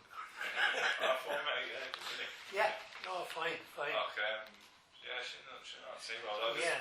One of this, the Tishti and Shin on Rail Sheets and on Winter Flesh and Road, the Gownie, like go down, found down, or coming, Reached is féidir leabhart níos cinnte agus níos dearfaí Dave Coláiste Chilliain ná Áras Chrónáin. Cé raibh mé ar mór banistíochta fiúin bhí mé ann ar feadh is an cimé bliain agus an sin tugadh cuire dom dul reis bhí mar mór le dahar cathal ar feadh is an 5-6 bliain a bhéidir agus an sin bhogam mar síos an seo. Ach now got the Keshkura Megir. Yeah, okay, so I Coláiste Chilliain the Cardi Coláiste Chilliain. Harve Ráth Cúil. Ain't looking to go Joe. Gacil Shlee. Oh have Harry the value, have Ocadia Agru Ox Marshing de. Tep wine Gur Stoker Gur Fader Dakra Lice. In son Ish Agus and Kun Cap of E Angamson. Reached Wakas the Eamon Hogan at Volans Mean of the Dussuk, Von Emer and Pobble, Ravine Pobble Bunnyhe, Bunny Emer and Sky. Now in Forbert your Shin now, on its culture, Femer Tagi and Áras Chrónáin. Nish, Condul sheer piece of milk, the Green Isle, Agus and Shin, Quick my 3 in King Chun, Suskadi, Baile, Johnstown, Agus and Shin, Hussi Cúrsaí Gafru, Augustine Ranginos, Thurs Father Bilore, Ho in Chicor, Sean Dawson, Chapter in Chicor, Augustine Ráth Cúil, Augustine Pedro Smos, Cluain Dolcáin, Dul Amakati, Johnstown, Gohari Hinson, Gavra, Agus, Idir Kyo, Agus Shuk, Agus Hilla. So, Huck Reamer Hamptarash go Cluain Dolcáin agus Rinnemer Nastle Common fell on Cliath. So Vimer in some pavilion Akun Shin bar Alex Marshinde fell 3 bliain a day. Yeah. So reached Lagan Macnahihe, Kjol, good lord or Kjoltor Yummy, Setana, Ní mór an Ricky Céile mar bhína setana Gary Harve popular heganám agus an sin bheith cúpla órán a gin a gcónaí agus tá meag scéala duine agus tréis 3 bliain a déag Áras Chrónáin bunaithe Coláiste Chilliain bunaithe na scoileanna tosú higmar go raibh gá le physical presence egg on glúiseacht. Seachas a bheith a brathir mar like ag múinteoirí de bheith ní aon is suck beidir guihan remark ó gine cantalach a bhí curtha as a rucht the bhar na daine seo léir plodúiste in adglob hack agus and you're not all members, you know. No. Yeah, and size can all of the sin bhí sé cinnte. Now the Warren Gaeilge only le towers agus mar sin de. So a reached na habre dinne. So for Rishi Guian Ockle go raibh farther on in Bert Cusack a gira hack a yield. Bhí conny it's a bhí into stay in Áras Chrónáin. Na great? Oh yeah, okay. So bhí is going go raibh sé bogus so hope me should quarter nothing agus o creamer go mar just didn't want. So there's some good smear and tack okay. Gaeilge Cora, Gobante, price, Cockade Meal. Courses of them trash, yeah. Well, you have share Roguna. Well, we should more doing it. Caromer con missionary of the oil. Now, we got there 2.9 acres, or the king there another fad, you know. So, but Vargan away, a Lord and Baile, Agus Canal, Scarhan Macquiba own Trocht, Agus and Trondlum, Agus Scotland Rodell, Agus Dohan Sposh, well, funny more Gaeilge the Gníomhaire and Shin, near Louis May, Bunu Gaeilge, Cluain Dolcáin, Carla Sheet son, Negli up to Carter's Doyle in the Gaeilge, Cluain Dolcáin, Agus couple of main Eagshin, Nervi Gaeilge, Cluain Dolcáin, just cut on wheel, Agus Eile Bears, so Gaeilge the Gníomhaire. So we 3 scail lán-Ghaeilge agin I glún Dolcáin agus an sin an ceann an mhaithí Ráth Cúil agus I glún Dolcáin in é lámháin well cur Ráth Cúil san ára agus os cion 1,000 duine agus Áras Chrónáin a hain ag úsáid na thionchar Gaeilge bhíonn scoil ar siúlach a háirí so like is fás agus is overmórtais é sin now og si sin ar taobh bóthar mé tar mé dul Ceannaisib an tach yeah bhí airgad thiomsú stáil agus bhí agus conas rinnemer é sin well an chéad rud a rinnemer ná gur mar scéal amach ag na colchtaí go léir a bhí hart ar Cluain Dolcáin hí Toyota Roadstone agus glór eile so thugam mar chuile dóibh teacht ag an Green Isle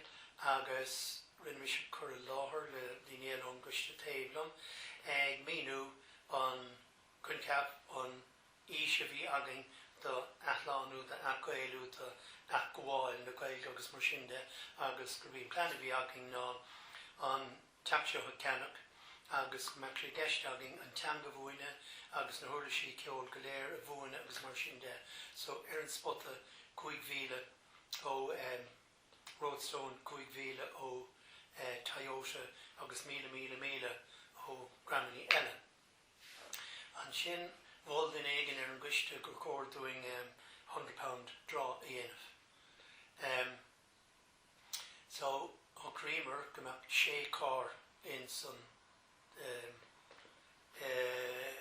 grancar seo merc an céad an príomhcúis so caimar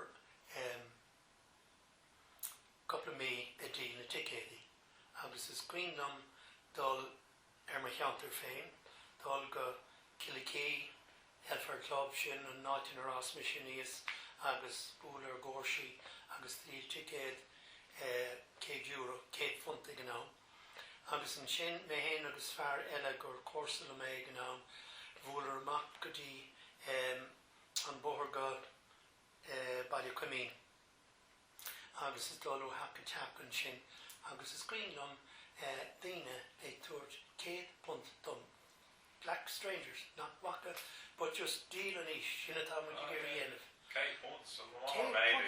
just sweeter agus mean dating se bheith him no scammer yeah so arénos dairrí léin 75,000 a bhailiú le sin agus idir Toyota agus na daoine eile bhí mar suas ag an 100,000 agus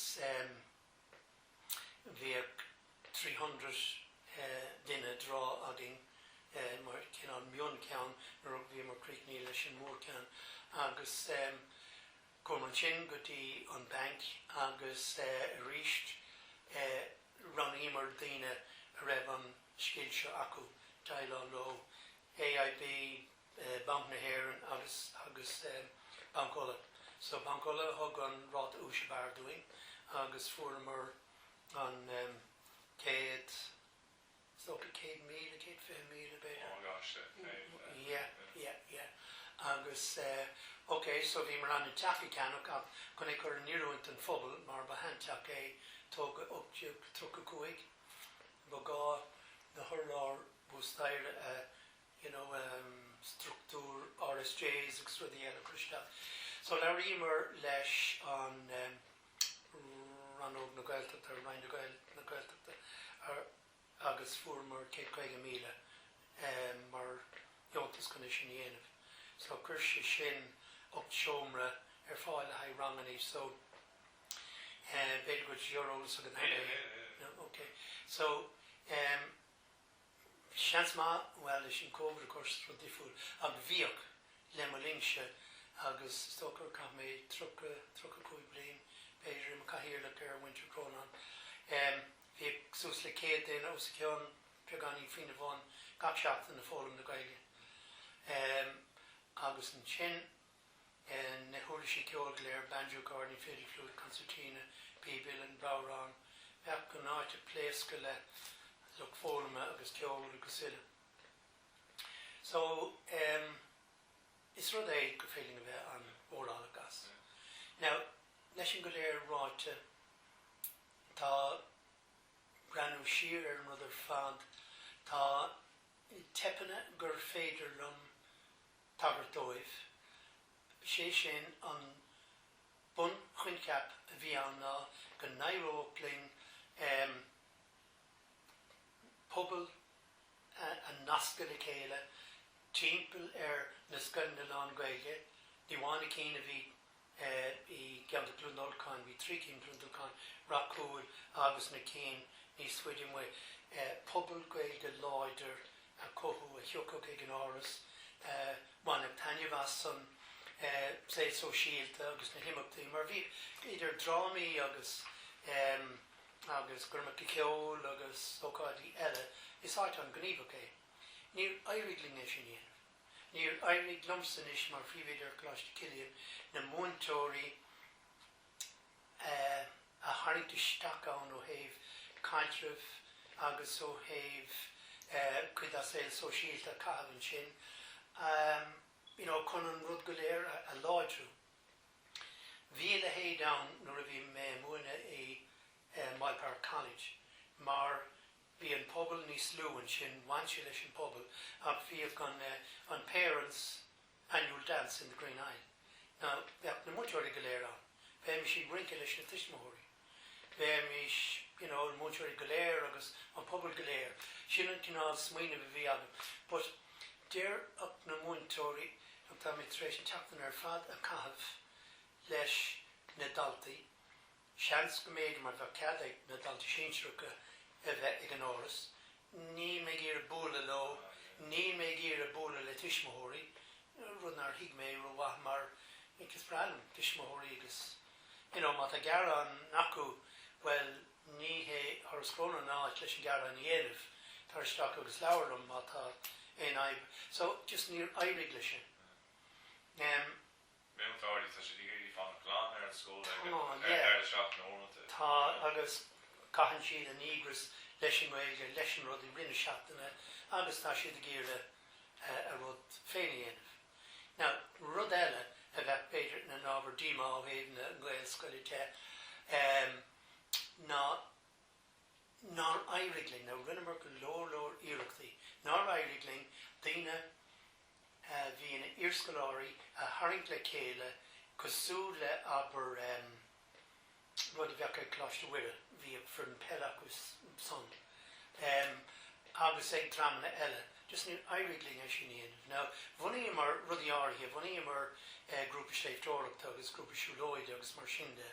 But is tócha cad tú a thuiscint nuair tá daoine ré leis an meánscoil, ollscoil, saoil difriúil, tá siad agus tá garda nuas, garda féin acu agus, is dúchán an mhór é, but tá bhéithí é dhéanamh,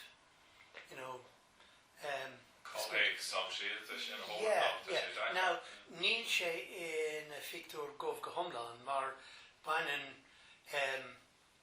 glórdaoine gur iarscoileoirí iad úsáid as an áras le haidh teach so síalt agus mar sin de. But ba bhrealam níos mó dóibh eáil sáid ann. Ní han sin rá nach bhfuil tá bhí dá iarscoileoirí ina caitheoireacht tá iarscoileoirí Gaeilscoile bhíon gábhíon taine go ar bhríon. Agus tá daoine eile an freisin, but ba bhela mé eáil níos láidre, bhí mé súil go mbeadh níos mó an agus mar nuair bhunaí mar Áras Chrónáin agus nuair doscíam mar na dóirsi. An ceiste bhí ann ná conas táimid chun an áit ar reachtáil. Brathigh sé ar heachtasteach. Brathigh sé ar phobal a heachtasteach. Agus feic na daoine go má fíor Gaeilgeoirí iad ag grab bheith go hAilín dá meid sin súla club an Conor. It's like níall títar i Baile. An meon a bhí agam agus ag daoine eile, feic sin behéintach ach ní hé sin ar mission.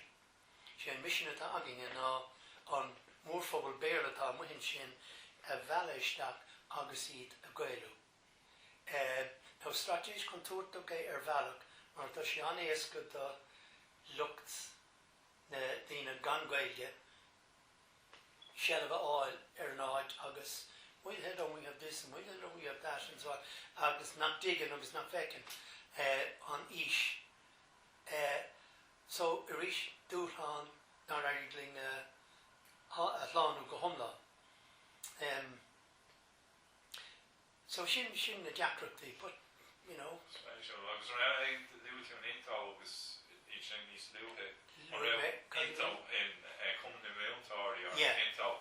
Raibh deacrachtaí leis na scoilní eile ceanta nó raibh síos an bórtha faoi Ifrica nó. Nuair bhí mar ag bunú an Áras Chrónáin lán-Ghaeilge, hála go raibh mé ag criniú de cinál éigean I ceann den na scoilne dar a levéil Baile in San Geantar, agus bhí fógra cúrsaí an clár na bhógraí alt a scríb duine éigean ag rá,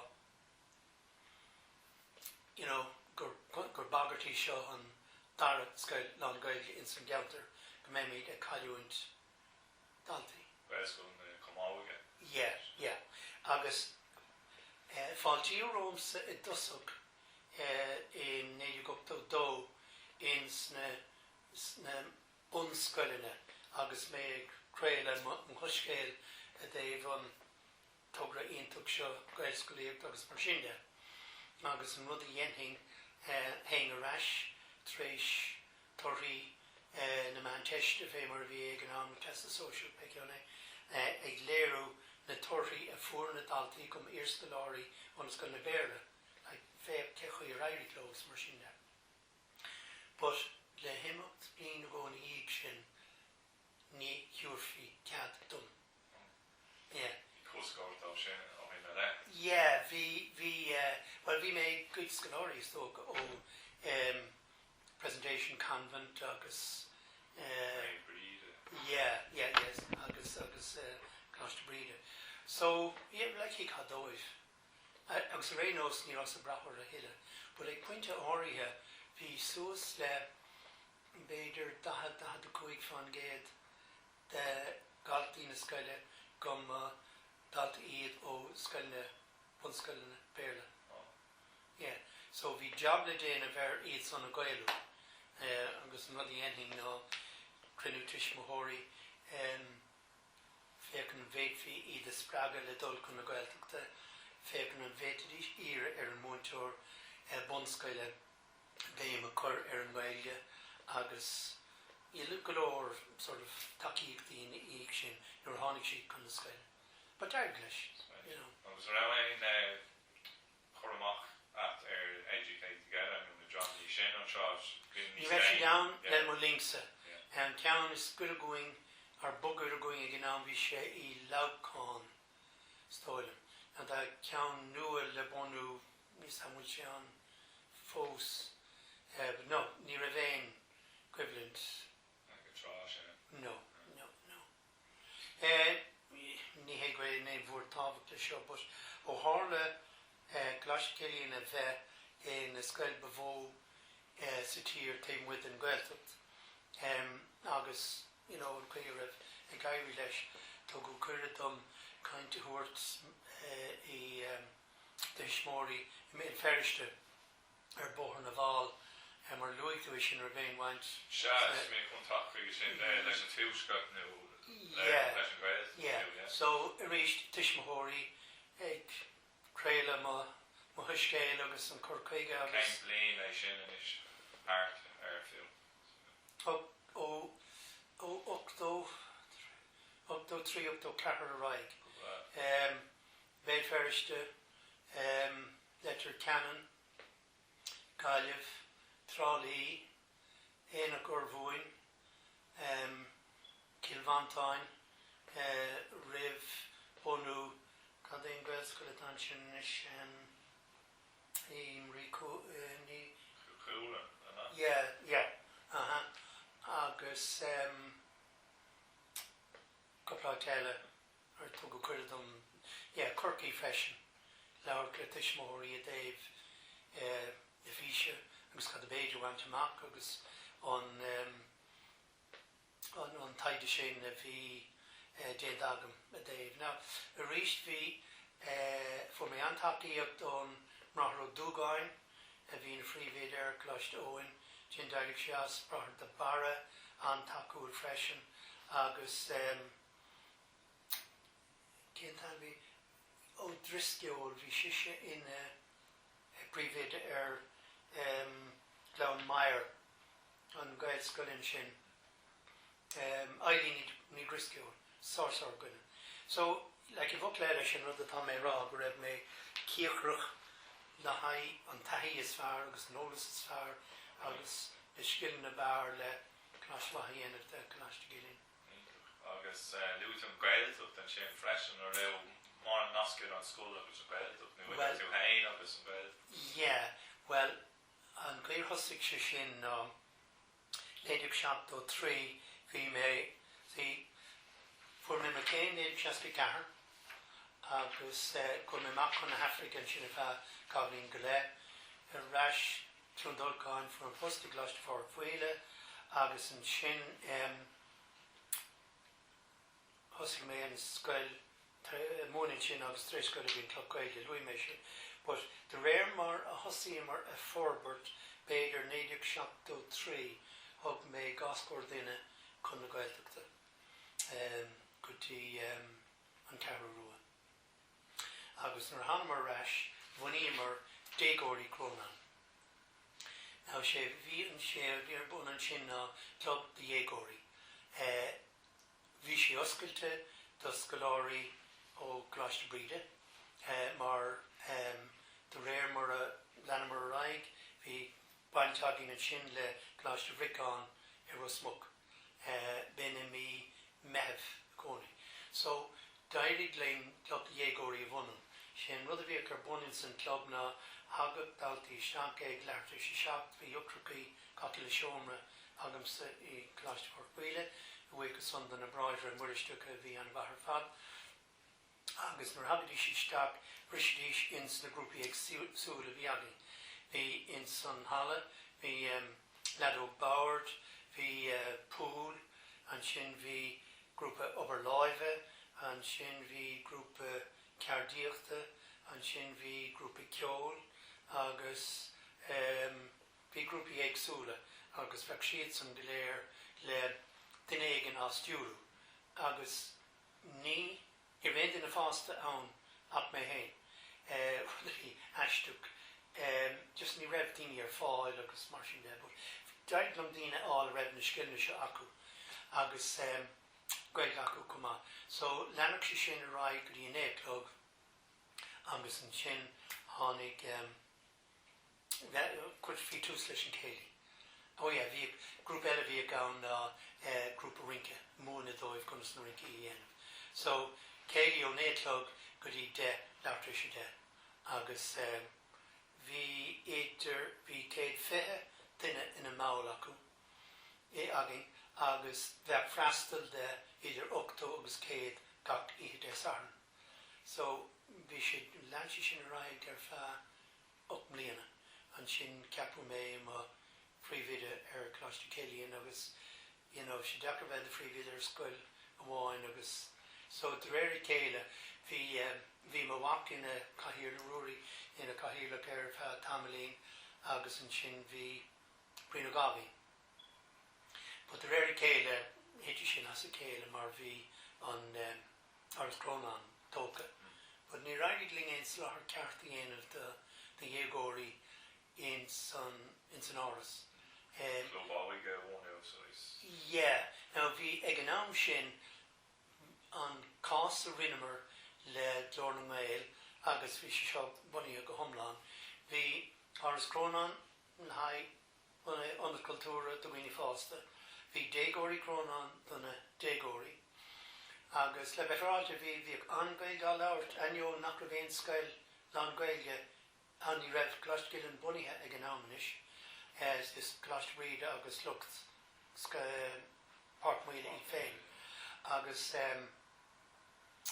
so agus an sin bhí óige Chrónáin. Rud bhí an óige Chrónáin ná daoine go múinteoirí iarbhunscoil iad ó Coláiste Bríde agus gach maidin de saharn de bheadh imachtaí ar bun do the first yoga agus í ag leabhar Gaeilge cé nach ní raibh éon scoil an Gaeilge anna gnáin so bhí na trí strachan sin freistal ar an Gaeilge ag iar an pobl Gaeilge cothú agus mar sin so brasás de sin go raid cuma lei sin ach le himach damsere bhog na dégóirí go dtí an Scouts den agus chur ceiste chur ar bhríon bhí is sin a bhí ruaí na caihireach agus an sin brion brion gabhín an ar all that caihan ag na dégóirí as Gaeilge mar club but an 10 riad a bhí an bhí ar gatainna bhí ggéirbheith na bhall bhecurtha ó anna bhí an bheithróil sacu agus bhín an tasna som ma bhí dó an Gaeilge agad lena sinna ólam bhí fuirtú cadisteach sa club ná bhí cárta agus caciile báilríocht agus caciile rodéile agus well bhí ceola múine do gcuoine raibh ag iar é ólam freisin nádach stáin ar an gcuid is móide agus céim tuiscint a bhí an sin an scoiliacht miontán go luú tú Canada agus mar sin de buin tú las as an táide sin a raibh nasca níú tuiscint ar méid bhí atáú mar hempla brat beog nó Alban agus átaí mar sin bhí idir Scoil Chrónáin a bhí tí candalg sa Bhritáin agus héach dram ó Scoil Chrónáin saoil chun na Franca Brittany tí candalg an tan bhí ar gCluain so ben an nasca agus an sin feice tú gohfuil Ráth Cúil ceangail le Valentine Díreach agus an sin héach agus téin fós beidir go dtí gur tháinig an Covid dram go dtí cínáid go mín féile panceltú Larian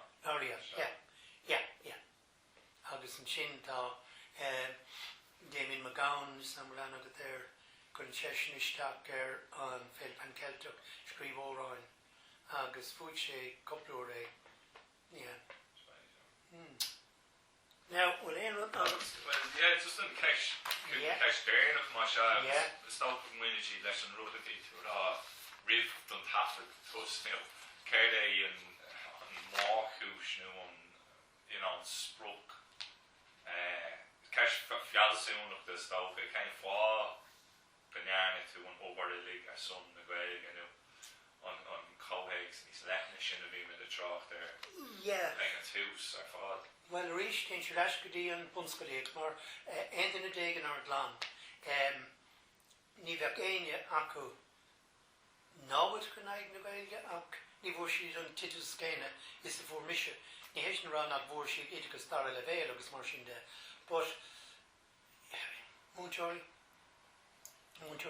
bhunscoile a las an tine I ma bhdachsa agus an sin fós mé an bhain ceart agus bhí an tine fós ag lasa agus méis an ollscoil agus cuinnam péins an ollscoil in san Cumann Gaeilge agus bhí cór an freisin an túfás maid agam le cór a bhí mé him a bhall but Cumann Gaeilge agus cuoine gur asmise aníos leifte Baile Cliath ní Ráth Cúil in isteach Alfred Club agus an déir sin tír fear cúlach mar has mé suas Princeton rang I Guslan Drimney le party black and nísport tak fatis me I géiste le a glór féin a kaint os ard like vi sé doreit no I rascodí an ollscoil agus fi on núnáin agus vi daine intucha tuair léirtain agus is spragadíine agus fi misisiá lenig me siad sin bé siad san mar chóra Ir harder would be le dinner behaga so an dinner ba cúhalí agus ba angli in san rod just a wekas donna na múinteoirí bhunscoile agus an sort of talamh a bhí mas mai le ré I Cluain Dolcáin mar bhíoch cuiste glórna méile Cluain Dolcáin sar a hánig mise ar an saoil ó héh na Gaeilge de ach rud a hála don Coláiste Chilliain Dolcáin ná dimig so as agad cahalmach cuile bhíoch Éiriseoir, bhí a heistí chuníor a Dolcáin bhog siad son bhí daoine eile bhog go mac go dtí Bhunaitheoirí agus bhog daoine go dtí áitin eile agus lúban rud isteach chun héaslí bhí sé marmh a couple bliain an sin insiú seo dom an príomhide bhí agin brath réim bhí sé mór le sémas a casaí agus dúirt sé tá duine an bhirnanis ó hAilín agus tá sé ar bís le Gaeilge a chuir chun céin agus rudí so bína chu chur méhan ar hémas agus na duine eile bhunaigh an cuiste. Ag pointe áirithe bhí mé í manc in AIB Dolcáin agus cóla mé an glór láidir seo spalt ba Gaeilge scéibhíon a tónú lúbli. So chur mé ahanana ar ghánan agus dóla mé an túfas mai bhíoh sé mar sólaigh bainte le Coláiste na bhíon agus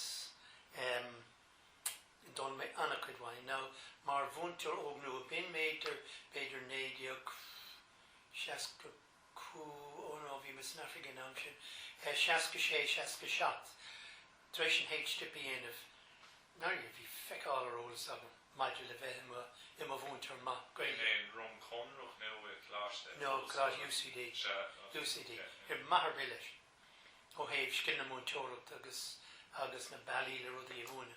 So bhís gom go raibh dónlan bhá mar chunig mé ar an telefís sé a túir rang na Gaeilge. Fuair mé ceadmhaid sí ag cúil ranga mar bhí sé na múine i Scoil Chrónáin an Coláiste Chilliain an Scoil sin. So ceadam sí ag bunan ranga agus breanúir a múine an sin gurdó teachsús ag má rangsa i Parfuile agus nótaí a bhair tú ag deir an rudda agus ar meach sin daigh lom bheith im a bhunteoir go bhhéiting a bheith féinmhaín go ggóhan le well féinmhaín go ggóhan le léachtain a thuirte fe cear bliana i má nuad dá lucht an ortasas a dacais agus an sin nuair deirigh mé as leis na tríóide ar fe cear na cuaig de bhlianta nuair tháinig an ortasas a dacais a gafra go dtí an PME agus tá ana méid an eile go airnis. Mór na múinte sin príomhrud a dóla mé a rís túfás acu ó gáin ó lúbli. Agus bhí an tinnéad a bhula mar déirú agus bhí tú smaoin a bhar an abhealpan nó an goháil. Ag sa gáilthe starúil mar tú ní slúthe. Ní cheadóg dónal an focail abheocan a úsáid mar chiílóg sin go raibh an teanga marmh. If she mar of réim, so it's at réim na teanga. So an wekas dul le góna. Now tógur go dtígann tú chur lánigan na droscéilt agus rudí eile an fearbóg bhí trú agam dó nuair a déanú ostracising omláin leanmise an teagháil leis chunaí ar bhfuilin cear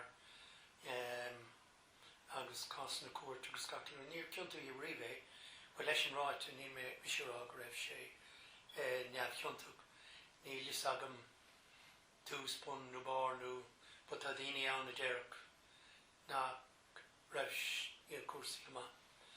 So bhacha tú an leabhar scríobh sé riomh? All right, well más mai leat brunna mé cóp ort agus seo star an leabhar. Bhí sé a múine in san goil leis an chuir meachchas Scoil Chrónáin thug mis cuiredó teach go Coláiste Chilliain le bheith ina bhunteoir Gaeilge agus stair. So nuair thug sé go bí go dtíon pointe raibh sí gardaí as ní a bhéin óras ná ceisnú rud bheith faoi éon scanal déon canál.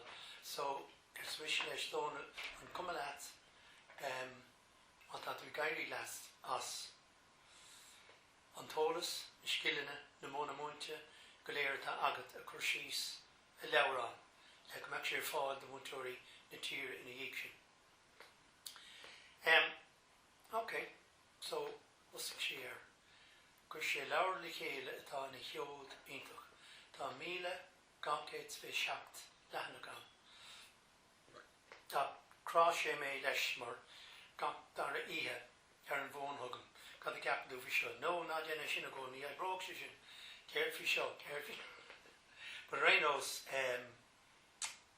gur sé leabhar le chéile agus rinne sé féin feidbliú ar. Féin, né sin? Féin siú, na? Yeah, féin siú, yeah, sorry, sin fugla táhain. So tá go pagam go staire, eile me bhronort. So, bhí sé sin déanta aige agus na leabhar aige agus an sin, seo dónal agus sin aibróg sé, sin thug sé job eile dom. Dul timpeall a díl na leabhar ins na scoileanna eile. So, go mé timpeall ar go leor scoileanna agus cenig sé é. Slí scéil granúir a bheith ag Finní Martin a bhí in a príomhide tánisteach agus comar timpeall tithe glún Dolcáin a búla ar gcúrsaí agus míú na físe agus mar sin de agus nuair doscail duine an doras seo dúir Finnín go tapig lom am a clúis nuair chunig sé an duine gur duine gorma bhí an bheisna íl tú mór an seo an díl ticéadí 100 punt. Mas fan go bheice tú. So réinos fuair mé mac go raibh mo gcuine as cíine. So ars mis leis na ways a cúrsaí kis hAilín. Fí méid or you ní raibh tú fastóla mé hAilín ó lad bhí ceirmín D&D se agad chunantí I dosa i ggéire cóir lena chuid béirle ach nuair a chuail sin go raibh an trúráging in san teach I leabhar Gaeilge tá mar fad bhís céir Gaeilge óil agus scríomhadh sé thugam í Gaeilge ná ríist is chun stáú agus súla an bhfuil go do má agus babal but réinos mai sin a dóla mé méidáirí is hAilín. Bhí mé ná méidáirí commerceáid. But réinos ceannig mo gona ticket €100. So in sin Finnín an scéil sin mar scéil renú. Agus is stágan ceis déirnach mar leat an in treisbheith coint fin star ilig an taucí na glúise go taucí na Gaeilscoil éachta cábhecin tú dul nó stacan you well, bheadh daoine eile dahasach go háirithe is se bheith léargus níos leithin agus níos náisiúnta ná mise. Ach go páirsanta fad is go Cliain na Gaeilscoile leis an bhís, más féidir le an femíntocht a hacant, an churigéir mar ní cruis na léanúd níos measana, de bhunaitheoirí, nó de hismóirí, nó aine, nó daltaí istí scail, a clisin an churigéir. De réir chéile feici tismóirí agus gimmick é seo, agus titig an tón asta. But má títar leis an bhís más féidir na múinteoirí maithe a áil, mar ní aróid léon Gaeilscoil mar bhfuil múinteoirí maithe agat. Mar bhfuil múinteoirí agat leis an bhís. A bhfad níos deacra na múinteoirí sin a áil inis ná mar a bhíoch. Agus céim fá son, mar ag an am ní a bhain ach Gaeilscoil a Coláiste Chilliain. Go ceann couple of bliain. So, wad níos mó scoil le lán-Ghaeilge inis. Tá bhrí sin a wad níos deacra. Agus comada sin, nuair a bhí mé a léachtóireacht de Coláiste Tríóide, tú go cuireadm sí ar bhórd agradh agad chur a gcuine leis an náirteasa a deacra sé dhéanamh. An Ghaeilge. Agus gur sé dímórt agus an núsar sin a laid daoine a bhí gur isteach ar an Ghaeilge a dhéanamh. Nuair a bhí mé a léachtóireacht í má nuad, bhíoh sús leis 75 agam min san léachlan. Now Coláiste Chilliain 10 uur, cúig gona dhéag. Yeah. Scéil gran uair an seonis. Bhí Coláiste Chilliain agus íru oring áitiúirt an duine seo bhí a boga ó Coláiste Óin go cónaí artfactor an Dolcáin an ligamís isteach sa Gaeilge. Of course, sure. Look at buga é sin scoláir a gcuid ó Coláiste Óin. So, ní raibh sé sa Gaeilge níos mó ná caicís nuair a tháinig ag iar a drogaí a díal. So, an baint a buise badum, gan, tíbre. Ach, le bheith féráilte, dontais mór agus an dalta hain, níor capé amach ar híb na sráide. But lear mé leis le príomhide pártfuile a raibh mé mór leis, ní brachar bhí an gnábhúnteoir tótach agus bhínig mé an scéile. So, is mé sin dúran tú seans though, tici sé gur cathú as an scoil seo de bhar mi úsáid drogaí nó círí de díal le daltaí agus mar sin de. So, dúirt sé, OK, but ní dóin níos an cé go fadaach sa mar sé sa scoil sin. But réinos, seo buint an scéil, mi sé ar mór dagan a bheith Coláiste Chilliain. Tágan an duine seo os cór an bór dagan agus op mé faoi deara, greibh sé á úmpar hain ar bhealachán aisteach, aber níos gur an bór dagan an sin, agus deagan á bheith ag sí ag sa branúir, ag sé sin canál mar seo agus a tuairt na freig. Híon an aisteach. Ach, bhí Gaeilge níos airige ná mar a bhí ag níos mó fearna in an eile gur steach ar an gcúrsa. So bhí mar idir gá cóbal, but just mis lucht an Gaeilge aige. Dúir míad an chance though. So, Clarí way agus nachú leis mar galta in san rang or testa sé gachis. Lán mis raig le mar chud léachtain agus beidir treis an tríú léacht tháinig sé suas coban agus dúirt sé Proinnsias an éach na hníonn tú mé. Tá cinál súla hanach ní féidir nó ní haníú. Well is mise an duine a caiicí sé réigen in Coláiste Chilliain agus catú as an scoil mé. Go sé raig agus raibh mar hiige mis tá sé déan hartíín ar fan. Yeah.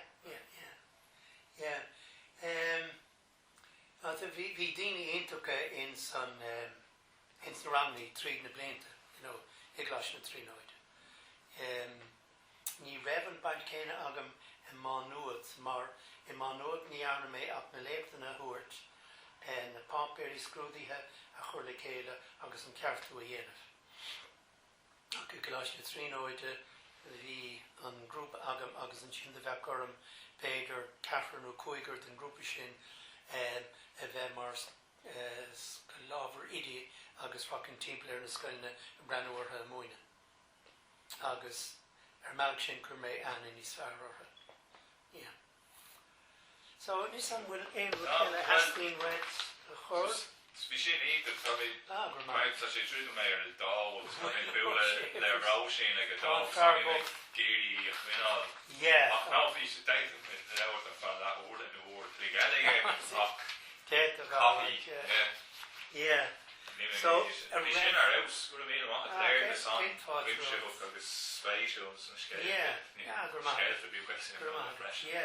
Well, chuir just get around with good. Right.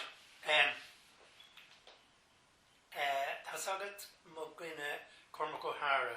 An Irish seo fresh leabhar na G. Yeah. Now, more with the more is Mac Eshin le Aidan O'Hara. Bhí in a creator. Agus gomise ahanna Aidan O'Hara gur bhí mé san Ulscoil agus mar sin de agus an sin fó sé Calinas Canada, go sé go Canada, Huckletree síos, bhí trún na cathar páiste aige. Nuair a phréit na páistí upnín dé díos na mar sin an duine ba hinne tháinig sé ráscahéiring déana cuairte ar colcathracha in éirí. Agus Malach Trasna, agus Aiden, a din sé seo, in O'Hara, din sé seo them, rannig sé Frost Laura vi tuk eigen ahardó. Agus gunnig sé to say hello, dear. Great, okay, grand. But ni raibh ige ach na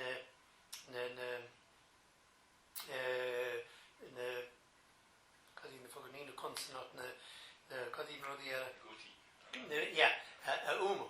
So honnig sé istach Green Airfort hí an colcahar an sin an cosúla Átha tiismóirí an colcahar leis agus hín sé an Cluain Canadian hín sé amach láh agus dúirt sé, do you do it?